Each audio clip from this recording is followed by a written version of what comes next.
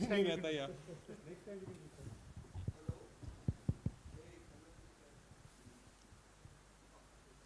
नमस्कार साथियों, आप सभी का इस विशेष पत्रकार वार्ता में स्वागत है।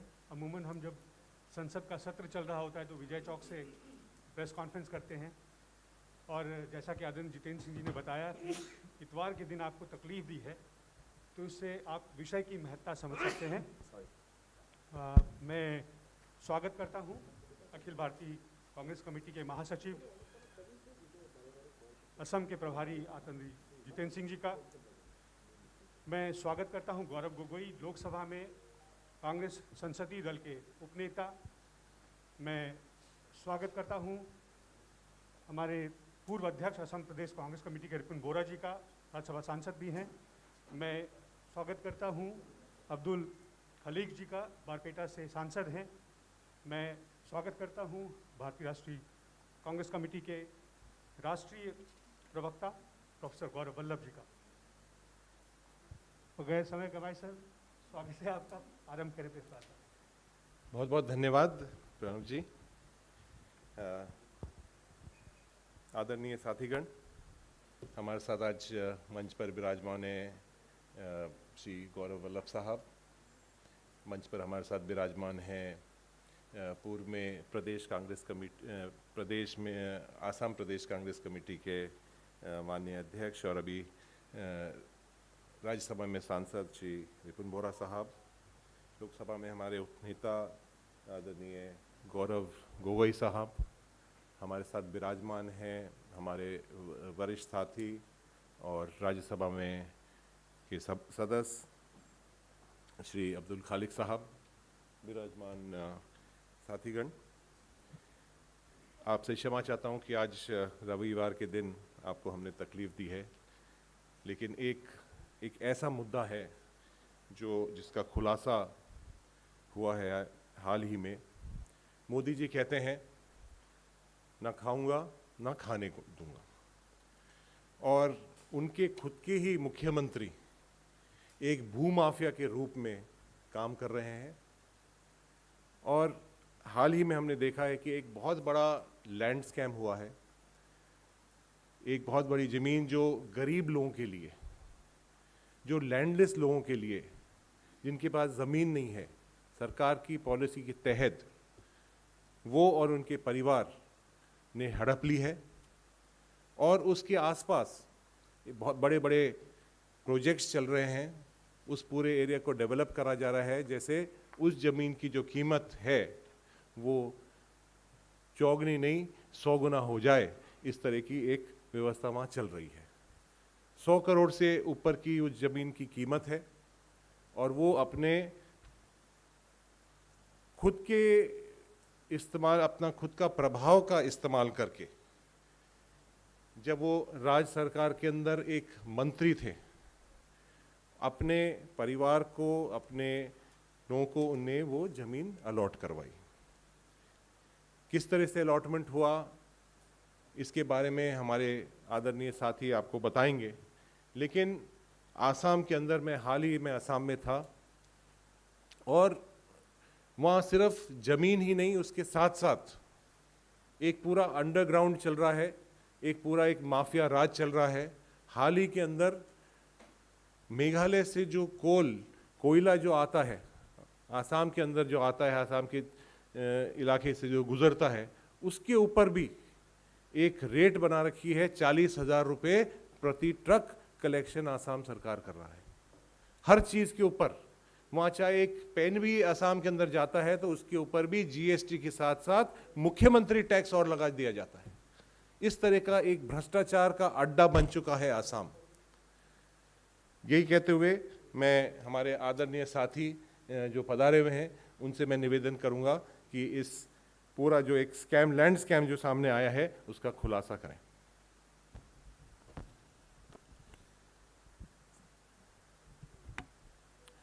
आदरणीय साथियों, आप सभी को सादर नमस्कार। जैसा कि माननीय जितेंद्र सिंह जी ने बताया, ये जय शाह पार्ट 2 है। ये एक नया मॉडल है जिसके तहत साथ सबका मिलता है पर विकास सिर्फ पुत्रों का होता है। और किस तरह पुत्रों का विकास असम के मुख्यमंत्री कर रहे हैं, उसको लेकर हम आज प्रेस वार्ता करने आए हैं और सारे डॉक्यूमेंट्री एविडेंस आपको दिखाएंगे। एक भी ऐसी चीज़ नहीं है जिसका कागज हम आपको नहीं देंगे। स्टोरी कहाँ से चालू होती है कि सीलिंग सरप्लस लैंड, जो लैंडलेस लोग हैं उनको सरकार देती है एक योजना के तहत। एक लैंडलेस इंस्टीट्यूशंस है उनको सरकार देती है एक योजना के तहत, और उस योजना में ये स्पष्ट रूप से लिखा गया है कि वह लैंड जिसको हस्तांतरित की जा रही है वो 10 साल तक इस लैंड को आगे वापस ट्रांसफ़र नहीं कर सकता। शुरुआत होती है 2008-9-10 में ये सारी कार्रवाई होती है। जो सीलिंग सरप्लस लैंडलेस लोगों को दे दी जाती है वो 2 दिन के अंदर, 10 साल की मियाद है, 4 दिन के अंदर, 2 महीने के अंदर किसको ट्रांसफ़र कर देते हैं? एक कंपनी है, उसका नाम है RBS रियल्टर्स। पता नहीं उसका फुल फॉर्म क्या है, पर असम के लोगों का कहना है कि RBS का फुल फॉर्म हेमंत बिश्व शर्मा जी की जो पत्नी है उनके नाम से मिलता जुलता है, क्योंकि उनका नाम भी रिंकी भूया शर्मा है। और ये मैं क्यों कह रहा हूँ, क्योंकि RBS रियल्टर्स हैं वो 2009 में उस कंपनी के जो प्रमोटर थे, ये मैं कागज़ आपके सामने आपको दूंगा भी, ये कागज़ ये मिनिस्ट्री ऑफ कॉरपोरेट अफेयर्स का कागज़ है जिसमें स्पष्ट लिखा गया है कि RBS रियल्टर्स के जो फाउंडर है वो रिंकी भूया शर्मा है, जो हेमंत बिश्व शर्मा साहब जो आसाम के मुख्यमंत्री है उनकी पत्नी है। दूसरे कौन है को फाउंडर उसके? वो है रंजीत भट्टाचार्य जी। ये रंजीत भट्टाचार्य जी कौन है? ये रंजीत भट्टाचार्य जी वो व्यक्ति है जो हेमंत बिश्व शर्मा के माता पिता के साथ हिंदू अनडिवाइडेड फैमिली चला रहे हैं। ये वह व्यक्ति हैं जिनके बिजनेस इंटरेस्ट हेमंत बिश्व शर्मा के साथ डायरेक्टली मीडिया कंपनी में इन्वॉल्व है। ये वह व्यक्ति है जो भारतीय जनता पार्टी किसान मोर्चा के पदाधिकारी है आसाम के। ये दोनों ने को फाउंडेड की एक कंपनी RBS रियल्टर्स। उस कंपनी ने क्या किया साथियों? उस कंपनी ने जमीनें नहीं खरीदी, उस कंपनी ने जो सीलिंग सरप्लस लैंड, जो लैंडलेस लोगों को सरकार द्वारा दी जाती है, जिसमें 10 साल का लॉक इन पीरियड होता है, वो 4-4 दिन में वो लैंड उस कंपनी ने ले ली। अभी स्टोरी खत्म नहीं हुई है, अभी तो चालू हुई है। उसके बाद क्या होता है, क्रोनोलॉजी समझिए। उसके बाद 18 एकड़ लैंड इस कंपनी को लैंडलेस जो इंडिविजुअल्स है, जो इंस्टीट्यूशंस है, वो हस्तांतरित कर देती है। फिर जो ही हस्तांतरित हो जाती है, हेमंत बिश्व शर्मा जी की पत्नी उस कंपनी से इस्तीफा दे देती है। हस्तांतरण के बाद 2009 में उस कंपनी से वो बाहर हो जाती है। 2017 में उस कंपनी का नाम चेंज हो जाता है, जिसका रख दिया जाता है वशिष्ठ रियल्टर्स। अभी देखना आप आगे, अभी जो किस तरह स्कैम किया गया वो समझिए। उसके बाद 2017 में वशिष्ठ रियल्टर्स के 23.6% इक्विटी, 23.61% इक्विटी ट्रांसफर कर दी जाती है मीना भूया को, जो हेमंत बिश्व शर्मा जी की सासू जी है। देखिए, पहले पत्नी आती है, लैंड चली जाती है, पत्नी बाहर आ जाती है, फिर बाहर आके कंपनी का नाम परिवर्तित कर दिया जाता है ताकि लोगों को कुछ पता ना चले। फिर नाम परिवर्तित करके उस जो वशिष्ठ रियल्टर्स है उसकी 23.61% जो इक्विटी है वो सासू माँ को दे दी जाती है। अभी भी सासू माँ के पास ही है। सासू माँ क्या करती है कि जो ही हेमंत बिश्व शर्मा के सुपुत्र, जिनका नाम है नंदिल बिश्व शर्मा, 18 वर्ष के होते हैं, सासू माँ वो इक्विटी अपने दोहते को दे देती है। तो मिला किसको? घूम फिर के आया किसके पास? पुत्र के पास। जो हेमंत बिश्व शर्मा के पुत्र हैं उनके पास 18 एकड़ लैंड का जो कंपनी जिसको हस्तांतरित हुई, जो 100 करोड़ रुपए की लैंड है, वो मिल जाती है मुख्यमंत्री के पुत्र को। इसलिए असम के हमारे सीनियर लोग आपसे अपनी बात रखेंगे, पर हम 4 बातें इसमें आपको 4 मांगे हम दोहराना चाहते हैं। पहली, इमीडिएटली एक स्पेशल इन्वेस्टिगेशन टीम SIT का गठन सुप्रीम कोर्ट के सिटिंग जज की निगरानी में हो, ताकि ये पता चले 18 एकड़ तो अभी सामने आई है, हो सकता है ये 1000 एकड़ हो, 200 एकड़ हो, 2000 एकड़ हो, कौन कौन से बीजेपी के लोग शामिल हो, इसकी जांच टाइम बाउंड बैनर में पूरी की जाए। Number 2, ED, CBI, income tax, SFIO, ये क्या सिर्फ विपक्षी दलों के नेताओं के लिए ही प्रयोग में लाई जाएगी? ये क्या उन लोगों के खिलाफ प्रयोग में नहीं ली जाएगी जो नाम बदल बदल के, कंपनियां बदल बदल के अपने पुत्रों को 23% इक्विटी ट्रांसफर कर रहे हैं? ये क्या सिर्फ मुखदर्शक बन के बैठी रहेंगी ये एजेंसीज? तो हमारी मांग है कि ये सारी एजेंसीज कंप्लेन फाइल करें और इमीडिएटली इन्वेस्टिगेशन इनिशिएट करें, और आसाम में ऐसे कितने लैंड स्कैंडल हुए सबकी जांच एक टाइम बाउंड तरीके से रखी जाए। तीसरा महत्वपूर्ण मुद्दा, जैसा आदरणीय जितेंद्र सिंह जी ने बताया, ना खाऊंगा ना खाने दूंगा वाले साहब, आपकी नाक के नीचे एक मुख्यमंत्री अपने परिवार में अपने पुत्र को जो लैंडलेस लोगों की ज़मीन है वो हस्तांतरित कर रहा है और आप मुखदर्शक बने हुए हो, इसका मतलब आपका क्या इस डीलिंग में, आपका क्या सहयोग है, आपका क्या मुखदर्शक क्यों बने हुए हो? इसलिए हम मांग करते हैं कि इमीडिएटली जब तक ये जांच पूरी नहीं हो जाए, हेमंत बिस्व शर्मा को 1 मिनट भी अपने पद पे रहने का अनुमति नहीं दी जाए, इमीडिएटली उनको अपने पद से बर्खास्त किया जाए। So we demand that Chief Minister of Assam, who is involved hand in gloves, his family is involved in taking the land of landless people and the landless institution, he should be immediately sacked from his position. Last, 4th point, that immediately provision should be made कि जो भी इस तरह के 10 साल से पहले जो लैंडलेस लोगों की ज़मीन इस तरह के रियल एस्टेट वालों को हस्तांतरित की हो, सारी के सारी ज़मीनें निरस्त हो, और जिन लोगों की ज़मीन आपने ली है, जिन रियलिटी कंपनीज ने ली है, उन लोगों को पुनः दूसरी ज़मीन दी जाए जब तक कि इस फैसले का निर्णय नहीं हो जाता। तो ये हमारी 4 मांग है। मैं चाहूँगा कि हमारे जो आसाम के लोकसभा सदस्य और राज्यसभा सदस्य और PCC के भूतपूर्व अध्यक्ष जी अपनी बात आपके सामने रखे। मैं number 4 was provisions must be made to provide alternate land to these landless people and institution whose land was grabbed by these realty companies, and all these land transfers should be cancelled immediately. That is number 4 demand. So I will request Shri Gaurav Gogoi ji to take the matter forward. Ripunji,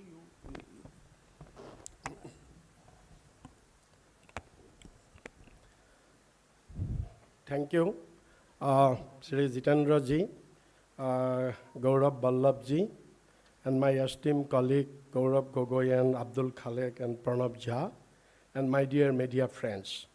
So Jitendra ji and Mr. Gaurav Ballabh has said in details about this scam going on. So just I want to supplement 2-3 points here only. The first point is, like Gaurav ji has already elaborately said, that this is a land, ceiling surplus land. Total 7 plots of land were transferred illegally in between 2006 to 2009. So for the individual allottee, he has already said the rule that 10 years is the locking period. So apart from that, 2 plots of land were allotted to 2 numbers of public institute. The one is, that is Udayan Cooperative Fishery. The other one is Welfare Activities School. So far the land policy of 1989 is concerned, if any government land, whether it is ceiling surplus land or general government land, if any government land is allotted to any public institute or any NGO or any public institute, and if they do not use it, utilize this land, So within 3 years, if within 3 years they do not utilize this land, then automatically the land will have to be reverted to the government. So this is the procedure. So violating this procedure, these 2 plots of land were also transferred to the name of this company. This is also one of the illegality. My second supplement is this. He said that the name of the company is changed. That is all right, but apart from changing the name of the companies, its directors, its members, its board of directors have also been changed a number of times. This is also a very interesting, that just to cover up these scams, so these changes have been made number of times. This is number 2 point. And my number 3 point is that during that time, in between 2006 to 2009, he was our present chief minister. He was then very, very powerful minister in Assam. So all these have been done. All these have been done by misuse of his official power. And moreover, one, that there is a subdivisional level land advisory committee. Wherever any government land is, whether to landless people or whether to any institution, is to be transferred, that is to be passed in the subdivisional land advisory committee. So now, the local MLA, he is the MLA from the Jalukbari constituency, and most of the land belongs in the Jalukbari constituency. And as per the rule, the local MLA is the member of the Land Advisory Board Committee. So now these, though he may say that there is no illegality, all these have been passed by the Land Advisory Board, yes, but who is the Land Advisory Board? He is the minister, he is the MLA, he is the member in the Land Advisory Committee, and he passed the resolution for transferring of this land from the landless people to the name of the company. So it is very clear that what interest he has. So I want to add only these things. Now my colleague Gaurav Gogoi, he will elaborate.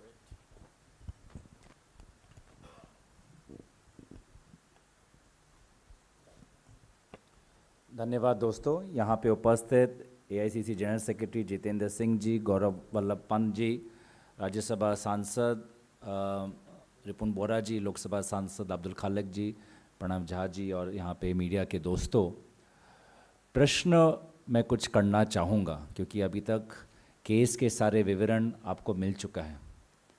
प्रश्न मैं करना चाहूँगा पहले Bharatiya Janata party से, क्या आप कोई washing machine है? जब हिमंत बिस्वा शर्मा कांग्रेस पार्टी में था तब वे आपको मैले लगते थे, उन पे आपने लुइस बर्जर, उन पे अपने शारदा का अलग अलग केस लगाया, कलकत्ता में CBI केस में उनको बुलाया, लुइस बर्जर में उनका नाम अपने अपने पार्टी के पैम्फलेट में लगाया। लेकिन जब हिमंत बिस्वा शर्मा जी आपके पार्टी में आए तो वो साफ़ सुथरे हो गए। तो ऐसा कौन सा स्पेशल वॉशिंग पाउडर डिटर्जेंट है आपके पास जिससे कि सारे आदमी आपके पार्टी में आकर साफ़ हो जाते हैं, और या आपने ऐसे कोई चश्मे पहने रखे हैं जिससे कि पहले के आपके अपराध आपको दिखते नहीं? दूसरी बात, जैसे जितेंद्र सिंह ने कहा, प्रश्न है प्रधानमंत्री मोदी जी से कि मोदी जी आप तो माँ गंगा के गोद में डुबकी लगाया, लेकिन आपने उत्तर प्रदेश में एक क्रिमिनल को बचा रखा है और आपने असम में भी आपने क्रिमिनल राज, एक माफिया राजा को आपने बचा रखा है। ऐसा क्यों? आप कहते हैं ना खाऊंगा ना खाने दूंगा, लेकिन सबसे बड़ा जुमला आज के तारीख में ये साबित हुआ है। जैसे कि गौरव वल्लभ पंत ने कहा कि प्रश्न है अमित शाह जी से कि IT ED रेड क्या आपको सिर्फ चुनाव के समय याद आते हैं, सिर्फ विपक्षी दलों के लिए याद आते हैं? आज भी असम में कांग्रेस पे विभिन्न जो लोग जुड़े हुए हैं उन पे रेड होंगे, लेकिन ये जो खबर आई है इस पे क्या आईटी चुप बैठी रहेगी? इस पर क्या ईडी चुप बैठी रहेगी? तो ये प्रश्न अमित शाह जी से, हिमंत बिश्व शर्मा जी से यही प्रश्न है, क्या यही कारण था कि आप बीजेपी में गए शारदा का रिकॉर्ड छुपाने के लिए, लुइस बर्जर का रिकॉर्ड छुपाने के लिए? ये जो विभिन्न जो लैंड आपके या आपके किसी परिवार के सदस्य के नाम पर है, क्या इन्हीं सब बातों को छुपाने के लिए आप जाके बीजेपी में आपने शरण लिए एक शरणार्थी की तरफ से के तरीके से? ये खबर, ऐसे और बहुत सारे खबर हैं, ये खबर आइसोलेटेड खबर नहीं। कुछ महीने पहले हिमंत बिश्व शर्मा जी ने खुद ही कबूल किया मीडिया पर, मीडिया के सामने, कि उनके परिवार के नाम पर, उनके परिवार के नाम पर जो चैनल है उसके नाम पर भी कहीं उन्होंने ज़मीन लिया है, कहीं उन्होंने बागान लिया है। तो ये जो भू माफिया चल रहा है, सबसे बड़े व्यक्ति जो इस भू माफिया से जुड़े हुए हैं वो दुर्भाग्यजनक असम के मुख्यमंत्री हैं। और अंत में प्रश्न है असम के मीडिया से, किस बात से आप डरते हैं? क्यों इस बात को आप जिस प्रकार से लोगों को सामने ले जाना चाहिए आप नहीं ले जा पा रहे? क्या दबाव बन रहा है आप पर? कौन दबाव डाल रहा है आप पर? क्योंकि नेशनल मीडिया के दोस्तों को मैं बताऊं कि जब ये खबर निकली तो कहीं मीडिया के पत्रकारों ने हमको बोला कि वो इस बात पर अपने चैनल पे प्रकाशित नहीं कर सकते, अपने पब्लिकेशन में प्रकाशित नहीं कर सकते, क्योंकि उन पर दबाव आ रहा है। तो ये छुपाया जा रहा है। और आज इसीलिए हम चाहते हैं भारतीय जनता पार्टी कि सच्चाई को आप दबा नहीं सकते, सच्चाई को आप छुपा नहीं सकते। जो सच्चाई है वो आप उस पर कॉस्मेटिक, आप मेकअप लगा सकते हैं, आप डुबकी लगा सकते हैं, आप पैर धो सकते हैं, लेकिन जो सच्चाई है वो हमेशा लोगों के सामने आएगी। मैं हमारे जो साथी हैं अब्दुल खालिक जी, उनको मैं अपनी बात रखने के लिए निमंत्रण करता हूँ।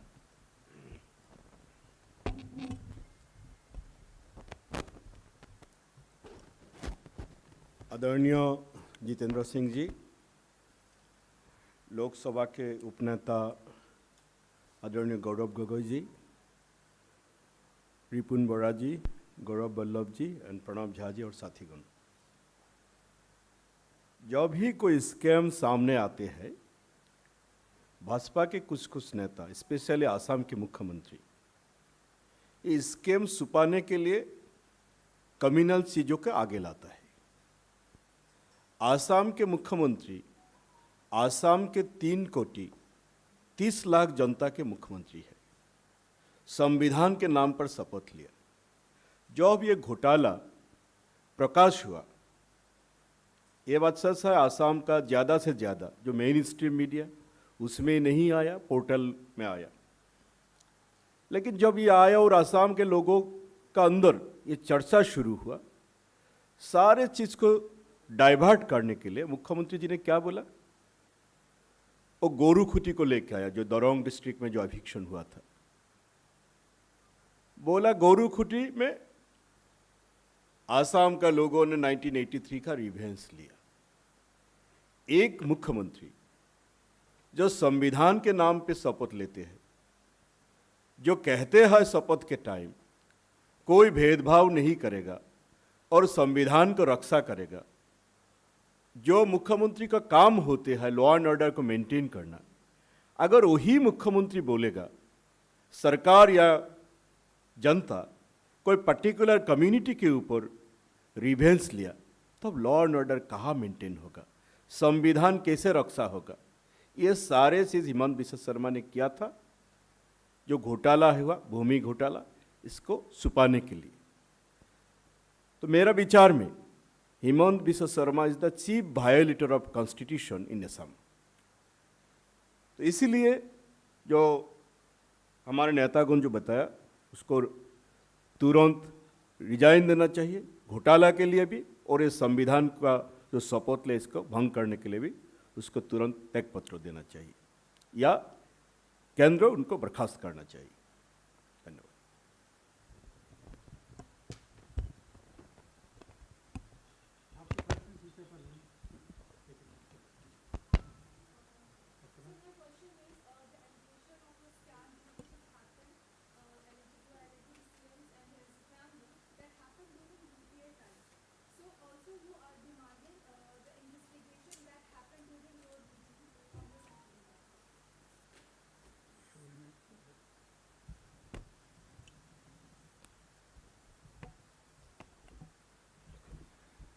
Himanta Biswa Sharma ji was a influential minister in then state government of Assam, as mentioned in the years mentioned. Just because an influential minister does not give him the license to break laws, does not give him the license to engage in this kind of manipulation of company records, where sometimes his family, where one by one his family members are rotating the membership and directorship. So just because he was an influential minister does not justify any of his wrongdoings. And we demand, as I said, it is very specified, that often Amit Shah ji using IT, ED often goes back to old cases. BJP talk, they start blaming Pandit Nehru for everything that is going wrong today. So we are also asking BJP to go and inspect RBS realtors as well as all other land allegations that keep coming up with respect to the Chief Minister.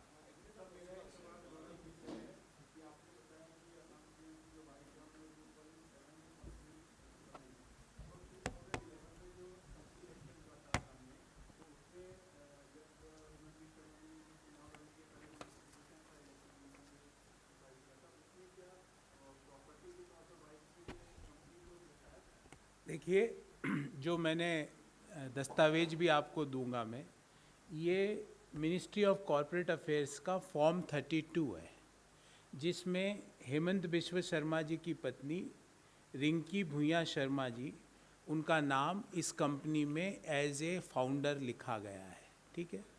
फिर उसके बाद उन्होंने जैसे ही इस भूमि को लिया, उस समय उन्होंने इस कंपनी से इस्तीफ़ा भी दे दिया।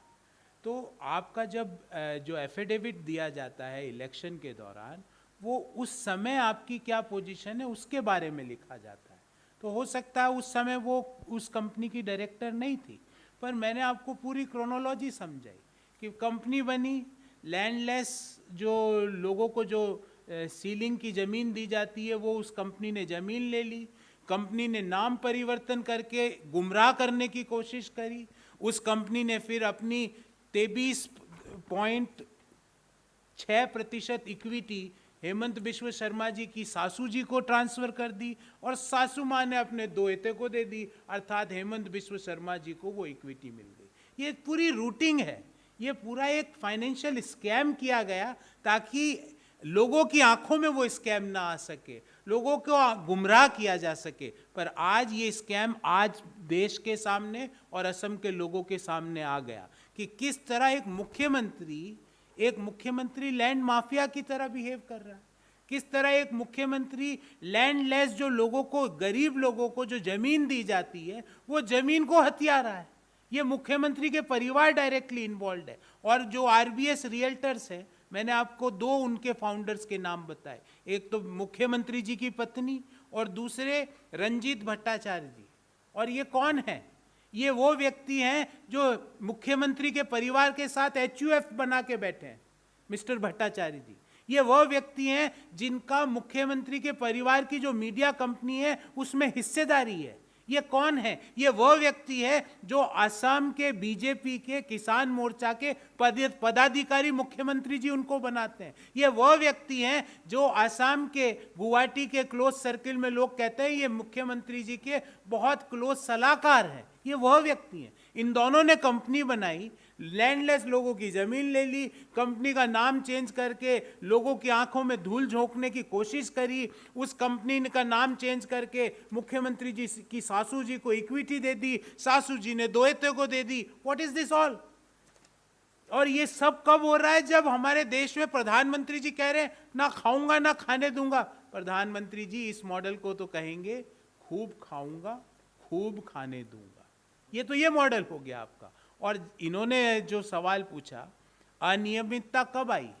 When the irregularity was noticed, it was noticed in the current year, and we are still demanding that all such type of transfers should be investigated and the SIT should be constituted. The ED, CBI, and here SFIO, Serious Fraud Investigation Office, should also play a critical role to find out that how many of such companies whose name got changed, how many of such companies whose directorship got changed in last 9-10 years time, And who are those beneficiaries in Assam? That is what we are demanding. ED, CBI, income tax, SFIO और other agencies का काम सिर्फ election से पूर्व विपक्षी दलों के यहाँ छापा मार के डराने का नहीं होता है, उनका कुछ और भी काम होता है। हम सरकार को बताना चाहते हैं कि उनका गठन फ्रॉड करते हैं लोग है ना, उनके ऊपर कार्रवाई करने का होता है। यहाँ पे सीधा साधा केस है फ्रॉड का, और जब तक इस केस की एसआईटी की जांच पूरी नहीं हो जाती, मुख्यमंत्री को एक क्षण भी अपने पद पर बने रहने का ना तो नैतिक आधार है, ना ही संवैधानिक आधार।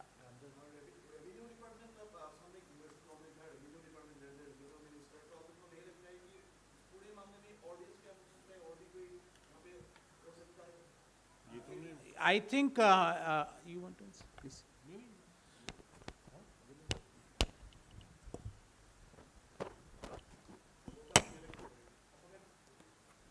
दोनों कर देता हूँ। तो सबसे पहले जैसे कि आपको रिपुन बोरा जी ने बताया कि ये जो एरिया है वो हिमंत बिस्वा शर्मा के खुद के विधानसभा क्षेत्र में पड़ता है, और लैंड एडवाइजरी कमेटी के वही सबसे सदस्य हैं, मंत्री तो हैं ही, वो उस लोकल एरिया के विधायक भी हैं। तो विधायक बनने का मतलब ये है कि आप अपने विधानसभा में जो प्राइम एरिया है वो किसी तरह मैनिपुलेशन करके परिवार के किसी सदस्य के नाम पे कर देंगे। ऐसे और कितने हैं? ये माटिर कथा जो ओलाइसे এইটো হিমন্ত বিশ্ব শৰ্মা ডাঙৰীয়া নিজৰ বিধানসভা সমষ্টিৰ ভিতৰত আছে, য'ত তেওঁৰ ল্যান্ড এডভাইজৰী কমিটিৰ এজন সদস্য। তো বিধায়ক হিচাপে তেওঁলোকৰ দায়িত্ব হ'ব লাগে যে ভূমিহীন মানুহখিনি ভূমি পাওক, কিন্তু তেওঁতো বিপৰীত কামখিনিহে কৰিছে কি তেওঁলোকৰ নিজৰ বিধানসভা জালুকবাৰী বিধানসভা সমষ্টিৰ যিখিনি প্ৰাইম মাটি আছে, কোম্পানী খুলি নিজৰ পৰিয়ালৰ কোনোবা এজনৰ সদস্যক সেই কোম্পানীৰ ডাইৰেক্টৰ বনাই সেই মাটিখিনি সংৰক্ষণ কৰিবলৈ বিচাৰিছে। তো আমি পুনৰবাৰ আমি কৈছোঁ ইয়াত তদন্ত হ'ব লাগে। हमने एक जुडिशियल इन्वेस्टिगेशन की मांग की है।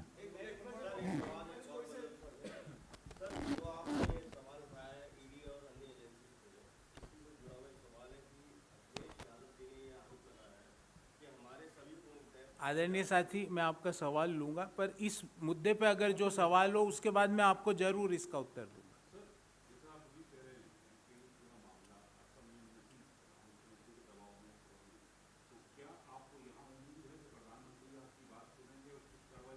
देखिए, हमें तो आपसे बहुत बड़ी उम्मीद है, प्रधानमंत्री का तो पता नहीं, पर आपसे और देश की दिल्ली की मीडिया से बहुत बड़ी उम्मीद है कि आप निष्पक्ष तरीके से खबर को समझेंगे, क्योंकि हम इसके साथ सारे डॉक्यूमेंट्स आपको दे रहे हैं। हम ऐसी कोई बात नहीं है जो हम आपसे बिना तथ्य के आपसे कर रहे हैं, सारे डॉक्यूमेंट्स आपके सामने रख रहे हैं। आप इस चीज़ को समझेंगे और निष्पक्षता से, मुझे तो उम्मीद है और हम सबको उम्मीद है कि आप इसको खबर को चलाएंगे भी। प्रधानमंत्री जी तो अभी कहाँ, उनको पता नहीं क्या उनको ये बताया गया है, मैं उसके बारे में नहीं, पर प्रधानमंत्री जी से ये उम्मीद ज़रूर है मुझे कि वो तुरंत प्रभाव से ऐसे लैंड माफिया मुख्यमंत्री को जो भूमिहीन लोगों की जमीन अधिग्रहण हथियाते हैं, उनको तुरंत वो बर्खास्त करेंगे, ऐसी मुझे उम्मीद है। अन्यथा गंगा मैया भी पापों को नहीं धो सकती।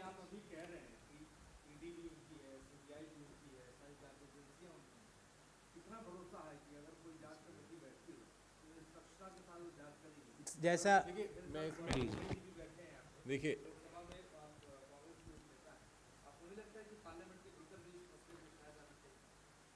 देखिए,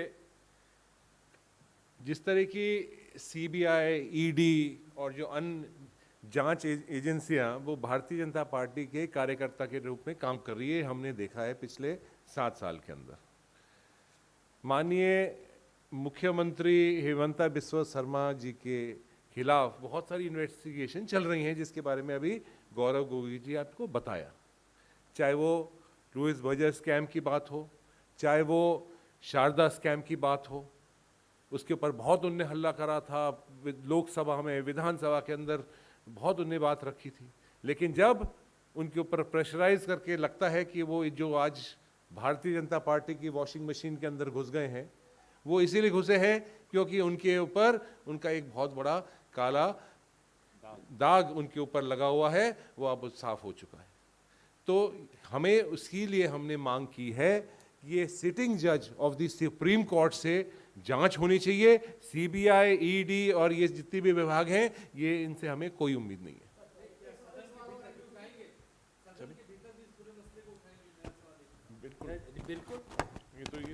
बिल्कुल हम उठाएंगे। आप तो देख रहे हैं कि सदन में हम लोगों की बात उठाना चाहते हैं, लेकिन राज्यसभा में रिपुन बोरा उनके 11 साथियों को निलंबन किया हुआ है। किस बातों पे? क्योंकि उन्होंने पेगासस का बात उठाया, किसान का बात उठाया। आपने पिछले कुछ दिनों में लोकसभा में देखा कि आशीष जो हमारे जो गृह राज्य मंत्री हैं, उनके लेके हम बात उठाना चाहते थे, पर हमको बोलने नहीं दे रहा। तो हर विषय जो महत्वपूर्ण है, चाहे वो असम से जुड़ा हुआ या दक्षिण भारत से जुड़ा हुआ या उत्तर भारत से जुड़ा हुआ, कांग्रेस पार्टी उठाएगी। यही राहुल गांधी जी का निर्देश है। इसके साथ साथ मैं आपको कल का वाक्य भी बताना चाहूँगा कि कल हमारा एक ट्रेनिंग का कार्यक्रम 3 दिन की कार्यशाला गुवाहाटी के अंदर थी, और उसमें ये निर्णय लिया गया, हमारे सारे माननीय विधायक, सीएलपी लीडर, प्रदेश कांग्रेस कमेटी के अध्यक्ष, माननीय सारे सांसद और हमारे general secretary organisation Shri Venugopal ji भी वहाँ थे। वहाँ हमने एक ज्ञापन बनाकर, और हम चाहते थे कि राज्यपाल महोदय को हम दें, और जब हम उस ज्ञापन को वेन्यू से बाहर जाने लगे तो पुलिस ने उस पूरे जो प्रेमिसेस है उसको बंद कर दिया, उसके ऊपर ताला लगा दिया और हमें बाहर नहीं निकलने दिया, रोड पर नहीं जाने दिया। कई घंटों बाद 4 लोगों को परमिशन दी, तो हमारे सीएलपी लीडर देवव्रत सैकिया जी ने वो ज्ञापन चीफ सेक्रेटरी को दिया है। बहुत जल्दी ही वहाँ की विधानसभा का सत्र शुरू होने वाला है और बहुत मजबूती के साथ कांग्रेस पार्टी इस मुद्दे को वहाँ विधानसभा के अंदर उठाएगी।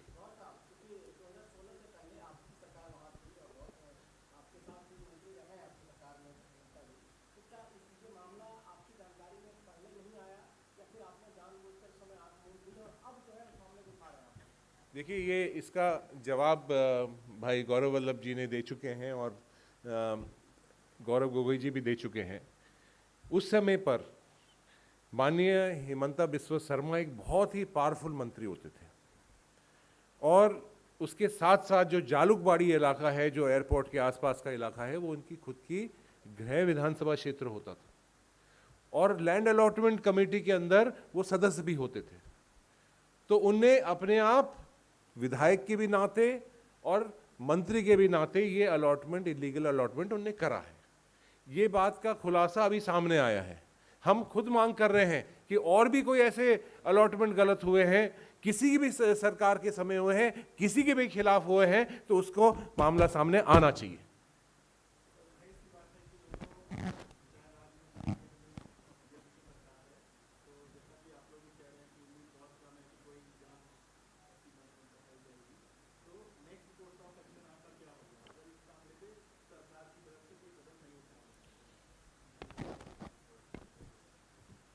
ये तय किया गया है हमारी सभी माननीय विधायक, सांसद और पार्टी के सभी वरिष्ठ नेताओं द्वारा कि इसको संसद में, इसको विधानसभा के अंदर और उसके बाद सड़कों पर हम जाएंगे। हर विधानसभा क्षेत्र के अंदर जाएंगे, हर जिले के अंदर जाएंगे, हर ब्लॉक के अंदर जाएंगे, हर मंडल के अंदर जाएंगे, हर गांव के अंदर हम जाएंगे। ये तय किया गया है कि एक पूरा एजिटेशन कार्यक्रम पूरे प्रदेश के अंदर चलेगा, और इसीलिए हमारी मांग है, और चाहे हमें न्यायपालिका के पास भी जाना पड़े तो हम न्यायपालिका के पास भी जाएंगे। लेकिन हम ये निवेदन कर रहे हैं, सद्बुद्धि दिखा रहे हैं कि माननीय मोदी जी, आपने जो कुछ दिन पहले बात कही थी, सद्बुद्धि हो आपके बात के ऊपर, और आप इसके ऊपर इंक्वायरी करवाएंगे और इसके ऊपर सिटिंग जज की इंक्वायरी होगी, ये हमारी मांग है। आपका एक सवाल था, एक सेकंड पहले। मेरा सवाल ये है कि अखिलेश यादव जी ने ये आरोप लगाया है कि हमारे सभी वोट को टैप किया जा रहा है। मुख्यमंत्री खुद शाम को फोन सुनते हैं, ये मुख्यमंत्री के इशारे पर फोन टैपिंग हो रही है। आईएएस मतलब इनविजिबल आफ्टर सरकार होता है, यही सरकार के इशारे पर काम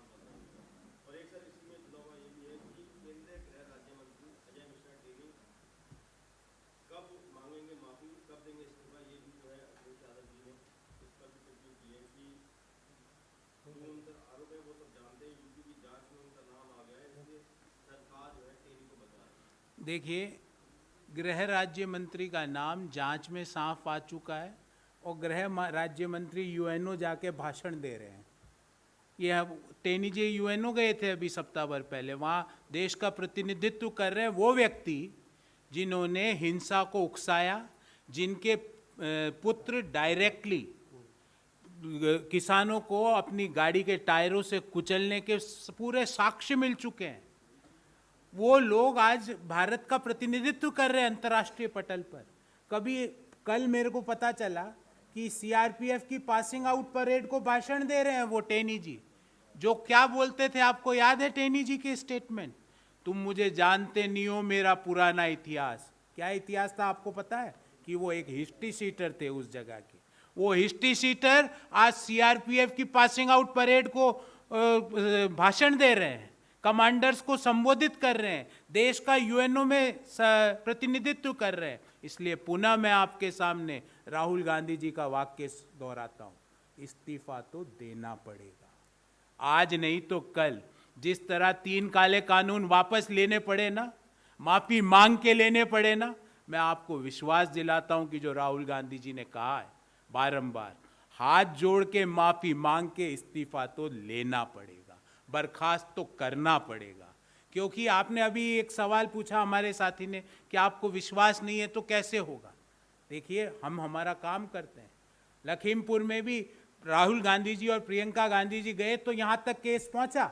अगर राहुल गांधी जी, प्रियंका गांधी जी, कांग्रेस के कार्यकर्ता सड़कों पर नहीं उतरते तो आपको लगता है ये केस वो वहीं हो जाता कि वो कह देते खड्डा था, खड्डे में गिर के किसानों की मृत्यु हो गई? ये भी बोल सकते हैं वो। ये इस तरह झूठ की सरकार है। ये झूठ की सरकार कुछ भी बोल सकती है। 3 काले कानून भी वापस लेने पड़े ना। जिन लोगों को मव्वाली बोला, जिन किसानों को आतंकवादी, खालिस्तानी, पाकिस्तानी, कैनेडियन एजेंट, ठलुए, मव्वाली, उनसे हाथ जोड़ के माफी मांग के लेने पड़े ना। इसी तरह आपको विश्वास दिलाता हूं, ये भूमाफिया मुख्यमंत्री को भी बर्खास्त करना पड़ेगा और ये अजय मिश्र टेनी को भी बर्खास्त करना पड़ेगा। वो तो हम कह ही रहे हैं, हमारे रिपुन जी है, ये पेगासस का मामला ये उठा रहे हैं, यही सवाल पूछ रहे थे, इनको बाहर बैठा दिया। ये कह रहे थे कि पेगासस में जासूसी होती है, सबके फोन टैप होते हैं, राजनीतिज्ञों के फोन टैप होते हैं। देखिए, लोकतंत्र 4 आधारशिलाओं पर टिका हुआ है, एग्जीक्यूटिव, लेजिस्लेशन, जुडिशरी और मीडिया। पेगासस का हथियार चारों पर उपयोग किया गया। जुडिशरी, सुप्रीम कोर्ट के रजिस्ट्रार के फोन टेप हुए पेगासस में। इलेक्शन कमिश्नर के फोन के अंदर पेगासस का हथियार से हमला किया गया। मीडिया के बड़े लोगों के खिलाफ पेगासस का हथियार का इस्तेमाल किया गया। विपक्ष के नेताओं के खिलाफ राहुल गांधी जी के फोन में और बड़े विपक्षी नेताओं के फोन में पेगासस हथियार का यूज किया गया।